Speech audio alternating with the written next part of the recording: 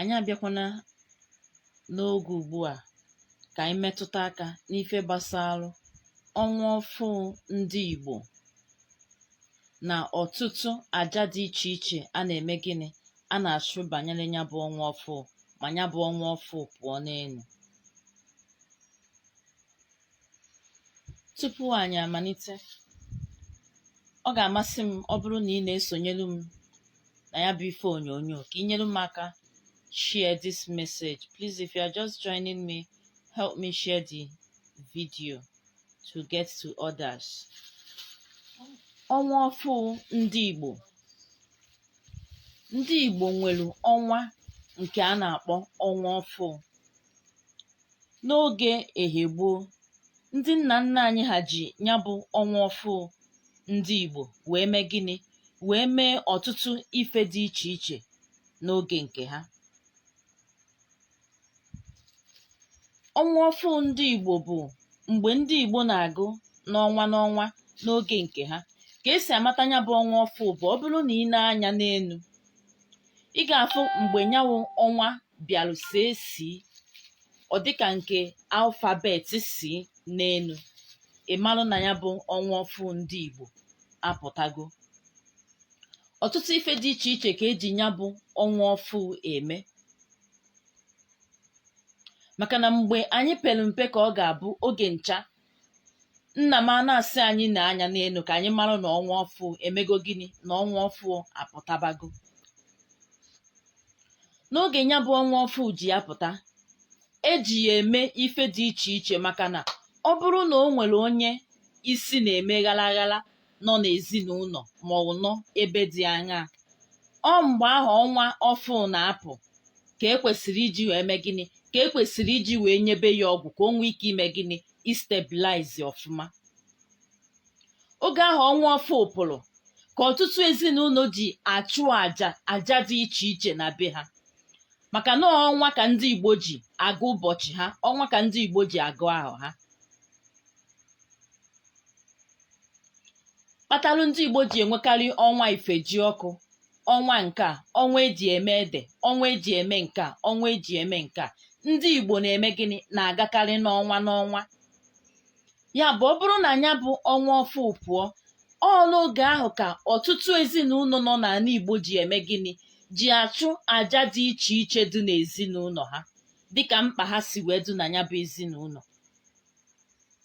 Ọ bụrụ na o nwee onye ahụ na-adịghị, ọ mgbe ahụ ọnwa ahụ pụtabalụ ka a ga-eji wee mee gịnị? Mgbe ahụ ọnwa ọfụụ pụtalụ n'elu ka a ga-eji wee mee gịnị? Wee chụọrọ ya bụ onye ahụ adịghị àjà kwesịrị ka a chụọrịa, nke nwere ike ijikọta ya bụ ahụ ọnwụnwụ ya ahụ wee ganye na ya bụ ọnwa ọfụụ abanyere agwụ. Ọ ya kpatara anyị bụ ụmụ nwaanyị ji anọ ọnọdụ anyị na-anọ n'ọnwa n'ọnwa. Ife gbasalụ ọnwa ọfụụ buru ibu ma mee gịnị? Ma baa ụba. Maka na ọ bụrụ na ị na-esonyeta, ị ga-agba akaebe na mgbe ọbụla ọnwa pụbara ọfụụ, ọ bụrụ na o nwere onye isi na-eme ghara ghara, ya bụ onye ala nọ n'ogbe ụnụ maọbụ onye nwere ka o si wee dịchara ya, ọnwa pụba ọfụụ, ịfụ na ya bụ isi ghara ghara ya maọbụ ala ya ahụ ya ebido gịnị? Ya ebido mebe increase. Onye nọ nso ma ihe a na-eme asị na ọ dịkakwa ka ọnwa apụọ na.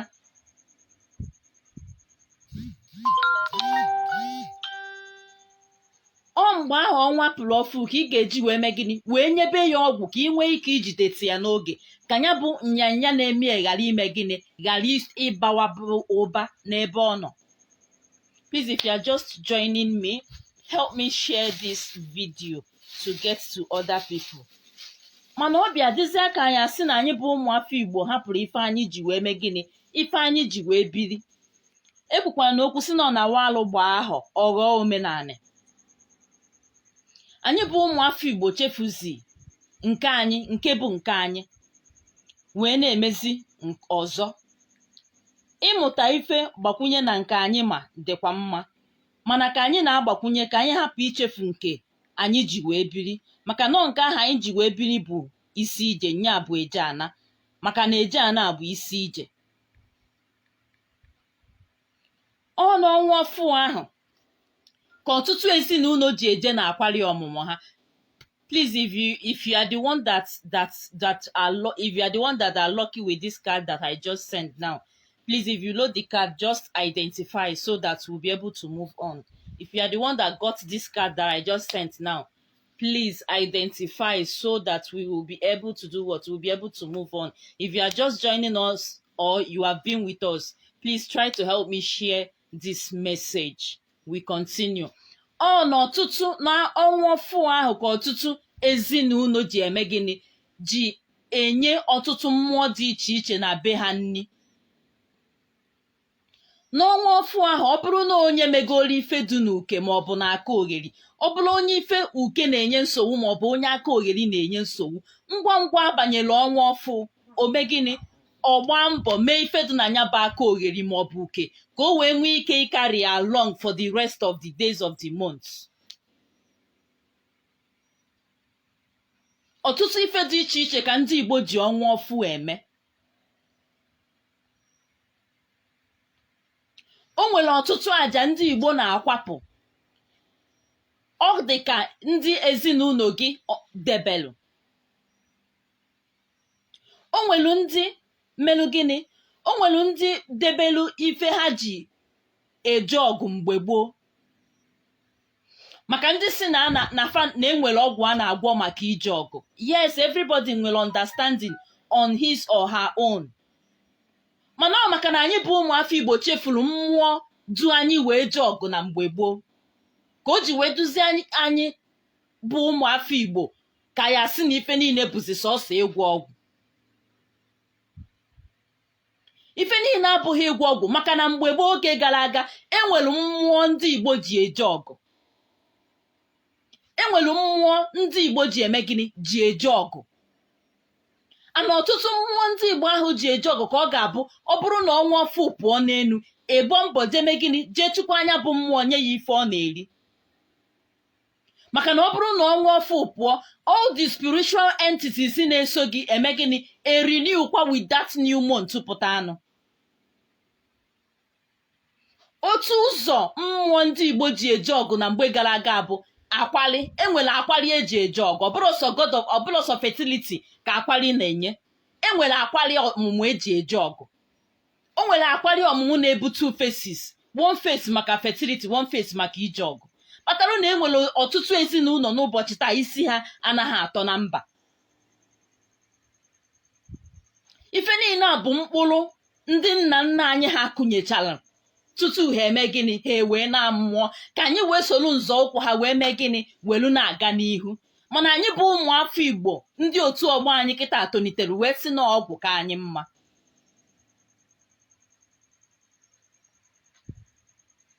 Mmụọ ọzọ ndị Igbo ji eje ọgụ n'ala Igbo bụ mmụọ Ụlasị, because na mmụọ Ụlasị is God of thunder. Ụlasị is a soldier just like agwụ. Ụlasị bụ mmụọ na-apụ apụ, maka na Ụlasị bụ alụsị mmiri. Ụlasị bụ mmụọ na-aga mba na-asa gaa mmiri na-asa. Ụlasị bụ mmụọ bụ part of mmụọ bụ ọ bụrụgodị na mmadụ nọrọ na mba ofesi ejide ya ije tikuo Ụlasị, Ụlasị will go there mee ife dị na ya wee bata, maka na dị Ụlasị bụ mmụọ nwere gịnị? O nwere mmiri, ọ na-aga mmiri na-asa na-aga mba na-asa.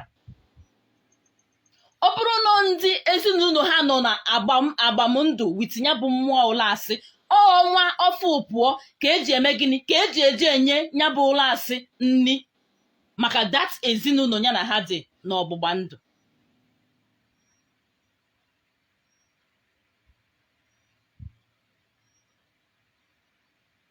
Anọda mmụọ ndị Igbo ji eje ọgụ bụ nke a na-akpọ udo. Mmụọ ọzọ na-agbakwa ọgụ bụ mmụọ a na-akpọ mmụọ nwaanyị, alụsị nwaanyị, maka na alụsị nwaanyị na-akpa ike. Ọ mmụọ ndị a dị iche iche ka ọ ga-abụ ọnwa ọfụ pụọ sị ka eme gịnị? Ka eje chukwa mmụọ dị iche iche, mmụọ dị etu a, nye ha ife ha na-eri ka o nwee ike ichekwaba ha for the rest of the month.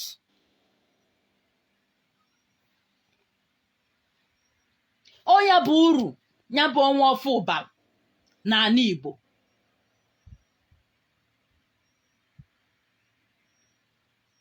Maka na e nwere ọtụtụ ọya ga-abụ ọ na-aya mmadụ ikekwe ọ bụrụ na onye nwa na-emeli enye ule for example, ọ na-emere onye ahụ isi mgbaka for example,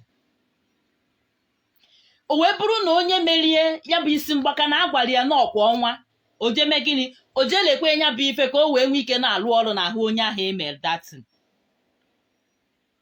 Onye ọbụla na-etriti ya bụ onye isi mgbaka kwesịrị ịma na ọnwa ọfụpụ hakwana ome gịnị, ọ lụọ ọrụ banyere ya bụ onye ọ na-etriti isi mgbaka, maka na onye bụ ọnwa ọfụ ụpụrụnụ ka onye mere onye ahụ ife ahụ ji eme gịnị, ji elekwe ya. Mana anyị chefuziri ife gbasalụ ọnwa ọfụ ndị Igbo na-akụ maka full moon everywhere. Full moon is part of it, mana ọnwa ọfụ Igbo bụ nke anyị bụ ụmụafọ Igbo, nke a bụ nke anyị. Ọnwa ọfụ Igbo ka anyị bụ ndị Igbo ji wee biri, ka anyị na-amụta nke ndị mmụta, ka anyị ghara iwere nke anyị nwere tụfuo.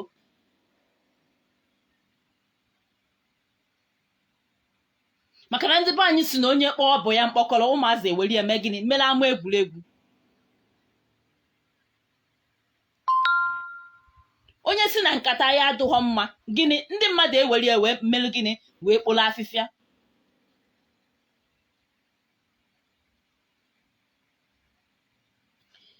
Onye ọbụla uke na-enye nsogbu maọbụ aka ogheri na-enye nsogbu bụ ọnwa ọfụ ụpụ hakwa ome gịnị, o jee mee ife dị n'uke maọbụ aka ogherie iji mee nkwadobe maka the rest of the days of the month. Mana ihe ndị a niile onwezi nke anyị na-echeta, maka na ife anyị chọrọ bụ quick action, anyị chọrọ shorter way. Enwere ihe dịka shorter way in this line of ọdịnala. Ọ bụrụ na ọnwa anyị ga-abụ ọdụ ime ọpụọ, ọdụ ime ọpụọ, ọdụ ime ọpụọ, ọ abanye ọnwa ọfụ ahụ ka ya bụ nwata nwaanyị ya eji mee gịnị, chụpụ olu ndị ya na ha wee aja maka nwa o bu n'afọ. Ọ bụrụ na onye ọgbanje na-enye nsogbu nke dị egwu na ọgbanje nke na-emezie ghalaghala n'isi, ọnwa ọfụ pụọ ka eji eme gịnị, ka eji achụ aja ahụ ka ya bụ ife wee benata.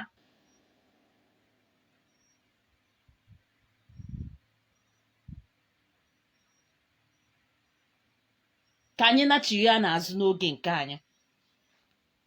Ọ bụrụ na ị chọrọ ịchụ aja ihu ọma, otu ọnwa ọfụ ụpụrụ few days back, ọ bụrụ na ị chọrọ ịchụ aja ịnata ihu ọma, ọnwa ọfụ pụọ ime gịnị, ịchụpụ ya bụ aja, maka na ọnwa ọfụ ka nọ n'elu. Everything, every spiritual entities for the month ka dị new, so you renew your awele with that ọnwa ọfụ. O nwere need kpatara ọ bụrụ na aba ọnwa ọfụ ịchọ ofu aja mee gịnị, chụọ. Ma ọ bụrụ na ịfụ ha ofu aja, you pick up your kola.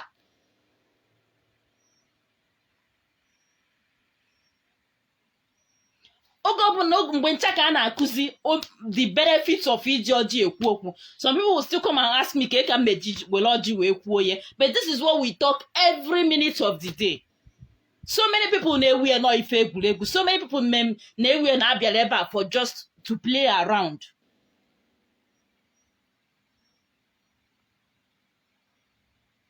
Ngwa ngwa ifuru ọnwa ọfụ ka ọ pụtara n'elu. Ma ọ bụrụ na inwe ha aja ị nwere ịchụ for the day na inwe ha ịdụ ha nkwadobe, chọọlụ m ofu ọjị, pụta na mbala ezibe gị, stand on nya enyi n'ife n'ụkwụ cha cha cha, do what, stand barefooted, mee gịnị, nedo anya n'ọnwa ahụ, mee gịnị, were ọjị gị kwube okwu. Everything must not be ọgwụ. Ọ bụla oge ncha ị na-eche ka agwọọlụ gị nke, agwọọlụ gị nke, agwọọlụ gị nke, agwọọlụ gị nke. Nwa afọ Igbo ọbụla nwere gịnị, nwere ike n'okwu ọnụ ya. Only if you don't know who you are. Ife niile abụrụ ịgwọ ọgwụ.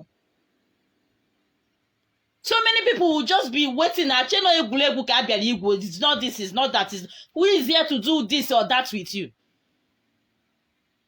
Were ọjị kpọkuo aja na be nna gị, kpọkuo mmụọ gị na ha we.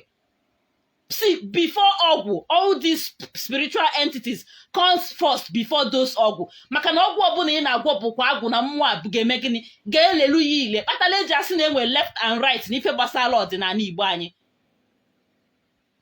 I talked about this in my previous teaching this evening. And we're left and right in everything we do. That left and right signifies what? Good and bad. The left side is the bad one, while the right side is the good one. Same thing is when we're female and male. Everything no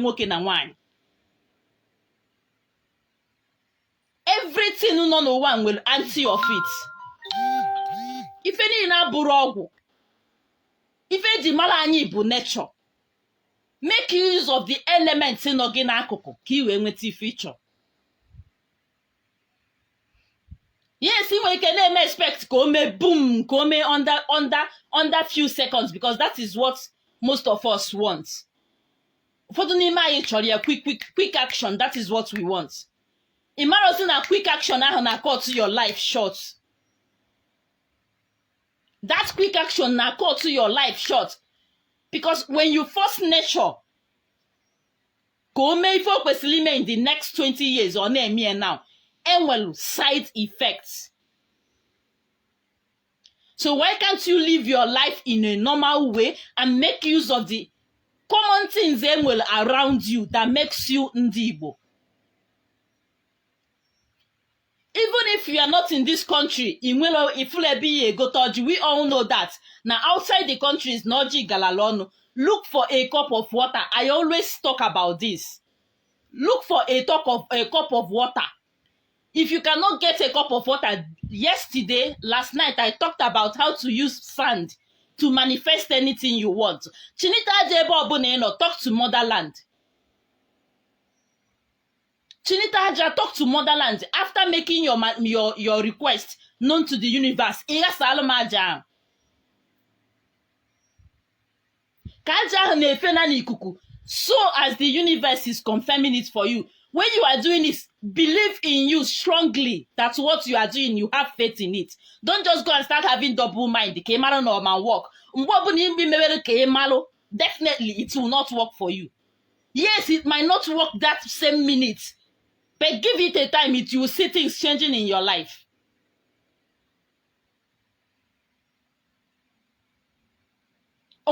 These days now, if on they signify, but these days we don't know about it any longer. Our tradition and efficiency, which is not supposed to be, because we are running after another person's own, forgetting our own. This our tradition. Most of them last 120 years. Most of them last 110, 115 years. Now the highest you can see is 68. 71, I think it called to glory. Anya na nokata kwa jua ajiju ke look and nne na nna anyị upon na this civilization anyị nwere now adilo back then. Ke ka fasi manage we to that ogologo ndụ. Not just na ha na-eto ogologo ndụ, but they were also healthy even at the point of 100 years. If ha ka were ife na Zambala. But these days, even a young girl like me cannot even bend down on ebe ukwie. Oh, maka na anyị hapụrụ nature. Anyị hapụrụ mmụọ ndị obodo anyị ji wee megini, ji wee bili bie ndụ bika nka, ife ike wee na-eme anyị, ife alili na-ama anyị, ife anya mmiri na-eme anyị, ife ifele na-eme anyị.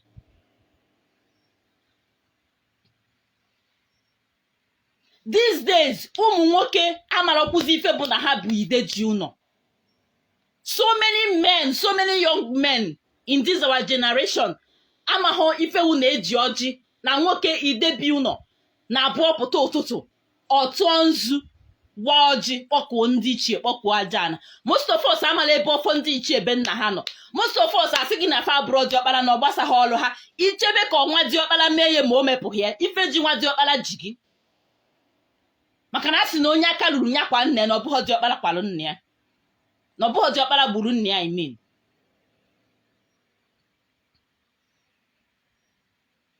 Ndị nwanụ na amụ ama enwekwụzi onye chọrọ ibend down wee mụọ. Let us go back. Let us go back. Let us go back. Our land is calling us. Our nature is calling us. Ife anyị ji biri na-ebe akwa. Ife ji mara anyị bụ ụmụafọ Igbo na-ebe akwa. These days, nwanne gị fụzie gị ka iji nzu. Osigi, you are a superstitious person. Meaning what? You don't believe in superstition, man. You believe na one ọbara somewhere wash away your sin. Sin imetado ebe. Mgbe ị nọ n'afọ nne gị nwere onye gị na commit njọ n'ime afọ ahụ. Yet you come out to tell me you don't believe in superstition. But you believe na one ọbara somewhere wash away your sin. Nke commit iwe. Let us wake up. It is time to wake up. It is time to know. Most of our brothers and sisters, outside the country, lose go hope of coming back. Oweburu, ife maruna, ife biye weburu na. A lot of family happily ife haji weburu. Ndị isi ha anaghị atọ na mba na anwụzi na mba. Ndị ifele ha eme, ifele na-emezi ha. O nwere ezinụlọ ọbụla ego anaghị akọ ha today. If you go to that n'ogbe ha, they will be the poorest family n'ogbe ahụ. Yet we don't want to ask questions. Anyị etigo fire for more than 100 years, nothing. Enwere ife na-apụta na that fire, yet you don't want to do research and come back. A lot of people na-ebe hardship today, hardship everywhere. Reason because na ife iji wee bụrụ onye Igbo na ịhapụrụ ya. So many of us akpali ọmụmụ ha amaghịzi position ebe ọ dị. So many of us tikpọrọ ogwugwu ha.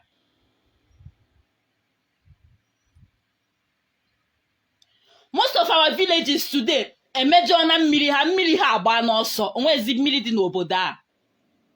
All before in the olden days ka na-asị na mmiri nwere nsọ. Kịta anyị ga-afụ nwata nwaanyị ọwara trouser na-eje na mmiri. Even nwaanyị nọ na nsọ ọ na-eje na mmiri. Mmiri nwere nsọ. Ifu mmadụ ọkpọrọ mmadụ ruo na mmiri, o ruo ogbuo ọbara tinye na mmiri. Mmiri ahụ is supposed to wash away the negativity. Why stain her with blood? Mgbe gara aga enwere mmiri bụ na enwere days eji echunya bụ mmiri. Kịta onwe ezi onye ma n'ụdị iwu ahụ ọ na-eme exist. Ọ bụrụ mmiri niile ka iji everyday echu. Enwere mmiri bụ enwere ike mbọsị eke ma ọ bụ mbọsị afọ. Nobody is allowed to go there maka not tradition edebelu mmiri ahụ. These days onwere ezi onye ma if such thing is existing. Nobody at all, nobody knows. Yet I put up in a claim big girl, big boys, nobody like us. Man, if you bolo, you don't know about it. Someone is making use of it at home. Some people how we call on not knowing that they are enslaving themselves. Ikwugharị ọnụ obupụtalụ gị akwụkwọ kụọlụ gị aka saalụ gị ekwe otu olu gị. Anyị bụ ụmụafọ Igbo echọbụla ịjụ onwe anyị ajụjụ. Yet we don't know, we don't still want to know. Ebe ọbụla anyị bụ ụmụafọ Igbo jere a na-akpọ anyị ọnụ. Ebe ọbụla anyị jere a na-akpọ anyị ọnụ. Ebe ọbụla anyị jere a na-akpọ anyị ọnụ. Ajụjụ m chọrọ ịjụ anyị bụ ụmụafọ Igbo. Are we the worst set of people on earth? Kedu ihe meziri eji akpọ anyị n'ọnụ like this? Because we've forgotten about our land. Anyị echefugo ana anyị, chefuo ife anyị ji wee bili. Ọbara ndị nna nna anyị ha kwafuru mgbe ha na-anụ agha ka ha wee zọta mụ na gị na-abụ ana. Anyị jizi emere ife egwuregwu. Ndị nna nna anyị ha na-ata afụfụ, ha na-ebe akwa ebe ha nọ. Na ọ bụrụ na mụ na gị na ọ bụrụ na ha ma na mụ na gị na-abọ ya ewele afụfụ ha tara tụfuo ya n'ọfịa, they shouldn't have died like that. Ha na-ebe akwa wherever they are crying. Because they wasted their blood thinking that we ga-ama ife ma ọ bụrụ na anyị buo si na nke anyị buzi ekwensu chiri ya ghanye n'ọfịa na-eṅomi nke ndị mba ọzọ ịtalia wee na-afụ anyị ụfụ. Ịtalia wee na-afụ anyị ụfụ these days.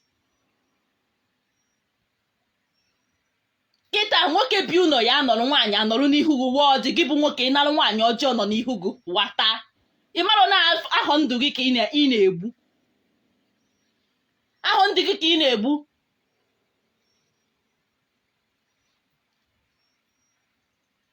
ozu obi na-adụ na ngwuru ọbụla kịta onwezi onye ma ife bụ ozu obi.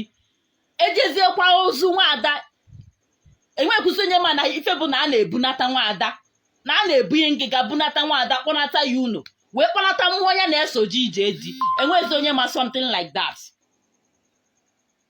Nobody knows about it again at all. Anyị wee na-efu ụzọ, anyị were na-adafe, ife ike wee na-eme anyị, ife anya mmiri wee na-eme anyị, ife akaje wee na-eme anyị, anyị wee chụrụzie ego wee dewalụ. Ịchụ ego dị mma, onye ọbụla chọrọ ego, mana ịchụba ego echefu na ebe isi, ịchụba ego echefu na ana nna gị, ịchụba ego echefu na ọbara ndị nna nna nna anyị ha wufuru. So many of us na-elezi ana obi ha.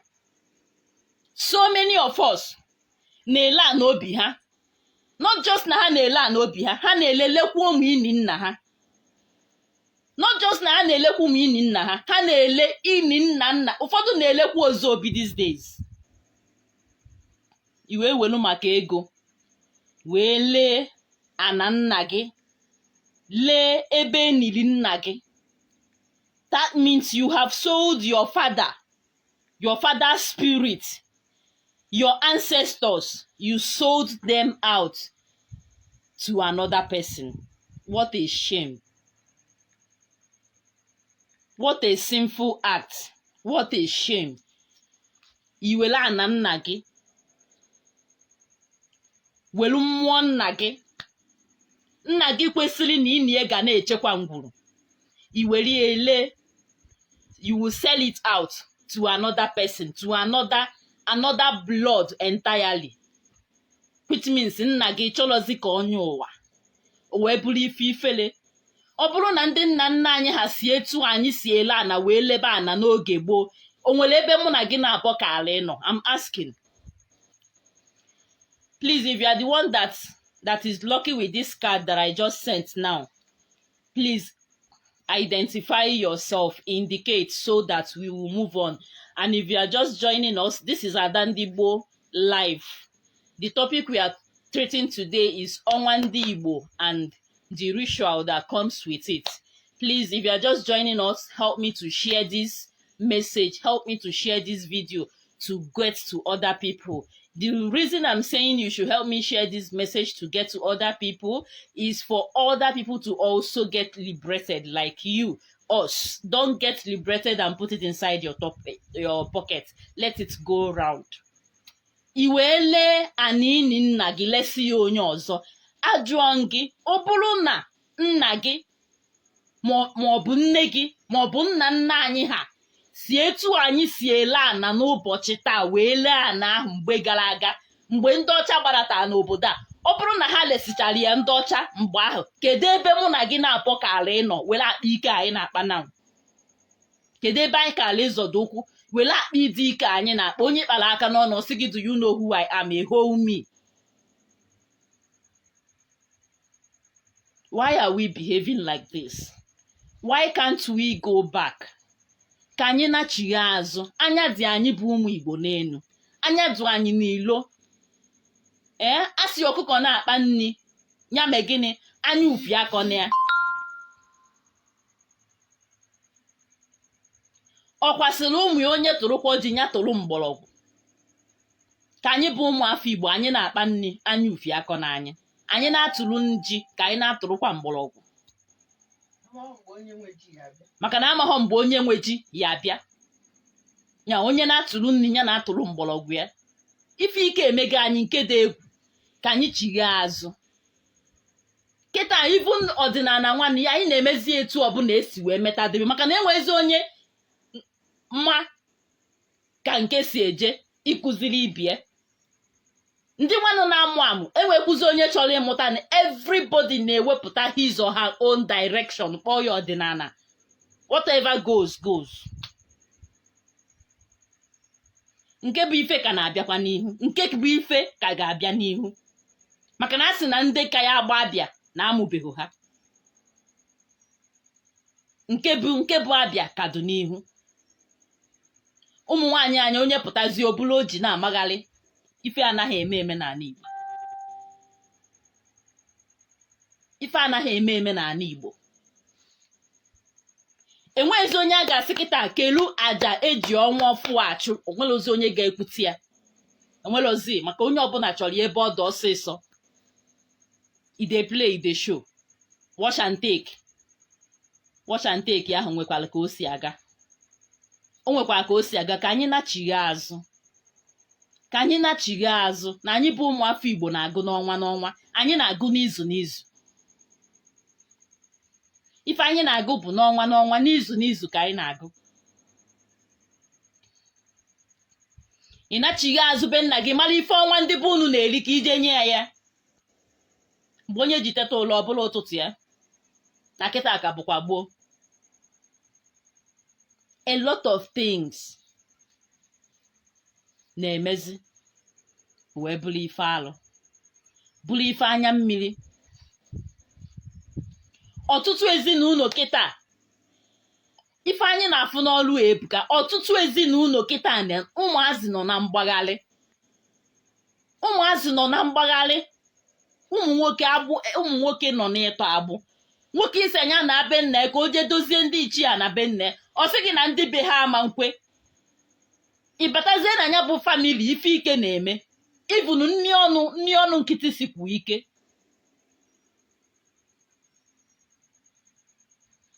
Nni ọnụ nkịtị siri ike.